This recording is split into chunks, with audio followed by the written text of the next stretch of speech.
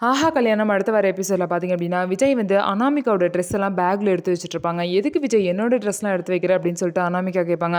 ஆமாம், நீ வீட்டிலேருந்து கிளம்ப போகிற, பாவம் என் ட்ரெஸ்ஸையாச்சும் நான் எடுத்து வைக்கிறேன் அப்படின்னு சொல்லி அக்கறையில் தான் எடுத்து வைக்கிறேன்னு சொல்லிட்டு விஜயும் சொல்லுவாங்க.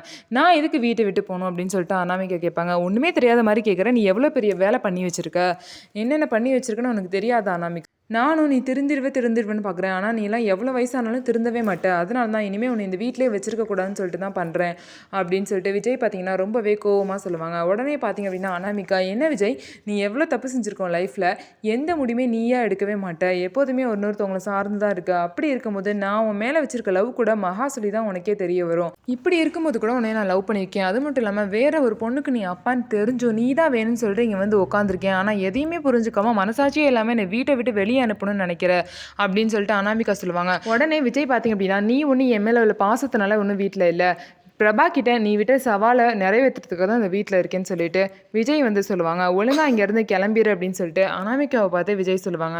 விஜய் போனதுக்கப்புறம் அனாமிகாவை பார்த்தீங்க அப்படின்னா, விஜய் உனக்கு எந்த அளவுக்கு கோவம் வருமா, நீ மட்டும் இல்லை யார் நினச்சாலும் வீட்டை விட்டு என்னை யாருனாலையும் அனுப்ப முடியாதுன்னு சொல்லிட்டு அனாமிகா பார்த்தீங்கன்னா அழுத்தமாக அந்த வீட்டிலே இருப்பாங்க. யார் சொல்லி பார்த்தீங்க அப்படின்னா அனாமிகா கேட்கவே மாட்டாங்க. பிரபானால மட்டும்தான் அனாமிகாவை எப்படியாவது வீட்டை விட்டு அனுப்ப முடியும். ஸோ பிரபா அப்படி அவங்கள வீட்டை விட்டு அமிச்சு விஜய் கூட நல்ல வாழ்க்கையை வாழ போகிறாங்க அப்படிங்கிறத பொறுத்து இருந்து பார்க்கலாம். நம்ம வீடியோ உங்களுக்கு பிடிச்சிருந்தா நம்ம வீடியோவை லைக் பண்ணிக்கோங்க. அதுக்கப்புறம் மறக்காமல் நம்மளோட சேனலை சப்ஸ்கிரைப் அண்ட் ஹைப் பண்ணிவிட்டு பாருங்கள்.